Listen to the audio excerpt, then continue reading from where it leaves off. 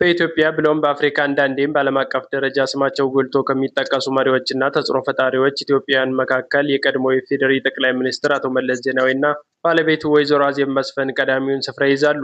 የሁለቱ ጥንዶች የቅርብ ወዳጅ የነበሩት ሼክ መሐመድ ሁሴን አላሙዲን ከመለስና ወይዘሮ አዜብ መስፍን ጋር የነበራቸው ምስጢራዊ ግንኙነትና ለቀዳማዊት እመቤቲቷ ቢሊየነርነት ያበረከቱት ድብቅ ውለታ ከእኛ ጋር ስትቆዩ የምታደምጡት ይሆናል። ኢትዮጵያዊው ሼክ መሐመድ ሁሴን አላሙዲን ከሀብታቸው በተጨማሪ ከጠቅላይ ሚኒስትሩና ከወይዘሮ አዜብ መስፍን ጋር በነበራቸው ጥብቅ ቁርኝነት በኢትዮጵያውያን ዘንድ የግንኙነታቸው ነገር ምስጢር ሆኖ ቆይቷል። ቢሊየነሩ ከጠቅላይ ሚኒስትር መለስ ዜናዊ ጋር እጅና ጓንት ነበሩ ይባልላቸዋል። ጠቅላይ ሚኒስትሩ በሞቱበት ወቅት ኢትዮጵያ ቀኝ እጇን አጣች በማለት እንባ እየተናነቃቸው ሀዘናቸውን ገልጸዋል። ይህ ግንኙነት በአብዛኛው ኢትዮጵያዊ ዘንድ በጥላቻ እንዲታዩ አድርጓቸዋል። በእርግጥ በሀገሪቱ ያሉት ብቸኛ ቢሊየነር የሀገሪቱ ከፍተኛ ባለስልጣን በጥላቻ ዓይን ለመመልከት የሚያበቃ የስነ ልቦና ድፍረት ሊኖራቸው አይችልም። ጥሎባቸው ሰውየው ባለስልጣን ይወዳቸዋል። ጠቅላይ ሚኒስትር አብይ አህመድ ገና ስልጣን ከመያዛቸው በሳውዲ መንግስት እስር ቤት ውስጥ የነበሩ ቢሊየነር ወደ ሳውዲ በመሄድ ለማስፈታት ያደረጉት ሙከራ የዚሁ ማሳያ ነው። ሙዚቃ ልባቸው ሲቀልጥ የሚወዱት አላሙዲ በዚሁ ቅርርባቸው ሀገራቸው ላይ በሚጠይቁት የኢንቨስትመንት ጥያቄ ምላሽ አጥተው አያውቁም ይባልላቸዋል። ባለቤታቸው ከሞቱ በኋላ ችግር ላይ ነበርኩ ለሚሉት ወይዘሮ አዜብ መስፍን ለአሁኑ ቢሊየነርነታቸው የሼኩ ከጎናቸው መሆን እንደ አንድ ምክንያት ይጠቀሳል። ቢሊየነርነታቸው የሀገር ሀብት ከመበዝበርና ከሼኩ እገዛ እንደማያልፍ በብዙሃኑ ዘንድ ይነገራል። ቀዳማዊት እመቤቲቷ ባለቤታቸው ካረፉ በኋላ ብዙም በአደባባይ አይታዩም። በአሁኑ ሰዓት ከአንድ ወንድና ሁለት ሴት ልጆቿ ጋር በመሆን ከኢትዮጵያ ውጭ የራሷን ቢዝነስ እየሰራች ትገኛለች ትባላለች።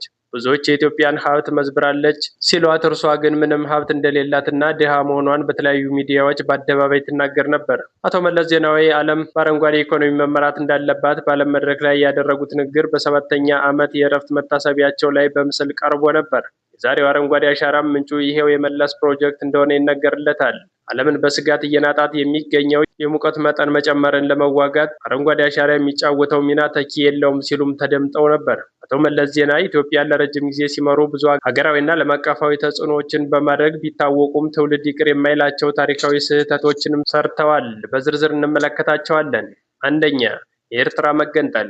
በ21 ዓመት የስልጣን ዘመናቸው ከማይዘነጉ ታሪካዊ ስህተቶች መካከል በግብፅና ሌሎች አረብ ሀገራት አጋዥነት ኤርትራ ከኢትዮጵያ እንድትገነጠል ማድረጋቸው ነው። ለኤርትራ መገንጠል ታላላቅ የህወሓት አመራሮች የበኩላቸውን ቢወጡም አቶ መለስ ዜናዊ ግን የአንበሳውን ድርሻ ይወስዳሉ።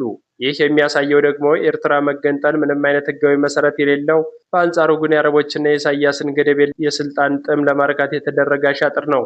የወቅቱ ሀገር ወዳድ ኢትዮጵያውያን ነገርየውን ሲቃወሙ፣ የመለስ ምላሽ በአንጻሩ ከሻዕቢያ በላይ ለኤርትራ መገንጠል ያቀነቅን ነበር። ይባስ ብሎም ለኤርትራ መገንጠል ስትራቴጂካዊ መጽሐፍ ጽፎ አበርክቶላቸዋልም ተብሏል። የተባበሩት መንግስታት ድርጅት ሰውየውን አኳኋን በመመልከት ኢትዮጵያዊነት እስከ መጠራጠርም ደርሰው ነበር ይባላል። ሁለተኛው የባህር በር ወይም አሰብ። አሰብ በታሪክም ሆነ በህግ የኢትዮጵያ ባህር በር ወይም ወደብ የመሆኑ ጉዳይ ዓለም ያወቀው ፀሐይ የሞቀው እውነታ ነው። ጉዳዩ በተለያዩ ሀገራትና ዓለም አቀፋዊ የታሪክ ምሁራን ተሰንዶ እናገኘዋለን።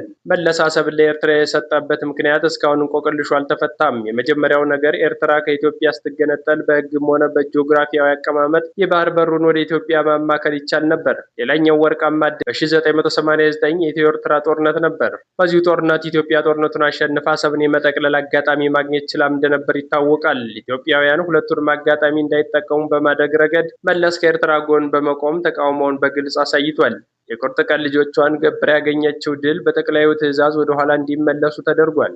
መለስና ግብረ አበሮቻቸው ወታደሮቻቸውን ገብረው ከኤርትራ ጎን በመቆም የአሰብን ጉዳይ ለጠላቶቻቸው ጥለው ተመለሱ። ይህን ጉዳይ በተመለከተ ዶክተር ያዕቆብ አሰብ የባናት በተሰኘው መጽሐፋቸው ከፖለቲካ ከጂኦግራፊና ከታሪክ አንጻር በዝርዝር አስቀምጠውታል። ዓለም ላይ ወደብ ከሌላቸው ጥቂት ሀገራት ውስጥ የምትመደበው ሀገራችን ለወደብ ኪራይ በየቀኑ ከ5 ሚሊዮን ዶላር በላይ ለጅቡቲ ትከፍላለች። የዓለም ኢኮኖሚያና ፖለቲካዊ ስትራቴጂክ ቦታ ከሆነው ቀይ ባህር መነጠላችን በዓለም መድረክ ላይ ድምጻችን እንዳይሰማ አድርጎናል። ሶስተኛው የመተማ መሬት። ሌላኛው ታሪካዊ ስህተት ሰፊውንና ከፍተኛ ምርት በማምረት የሚታወቀውን የመተማ መሬት ለሱዳን ሸንሽኖ በመሸጥ ይህን በተቃወሙ ገበሬዎችና ግለሰቦች ላይ ከፍተኛ በደል ማድረሱ ነው። በሰሊጥ በአኩሪ አተር እንዲሁም በጥጥ ምርት የሚታወቀው የመተማ ምድር ከሀገር አልፎ የውጭ ምንዛሬ በማስገኘት ረገድ ሀገራዊ ሚናው የጎላ ነው።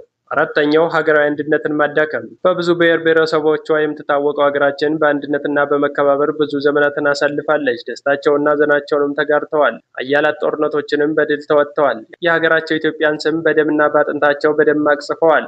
ሆኖም የመለስን ወደ ስልጣን መምጣት ተከትሎ የአገሪቱ ህዝቦች በጎጥና በቋንቋ እንዲሁም በቀለም ተከፋፍለው አስቸጋሪ ጊዜያትን ማሳለፍ ከጀመሩ 3 አስርት ዓመታትን አሳልፈዋል።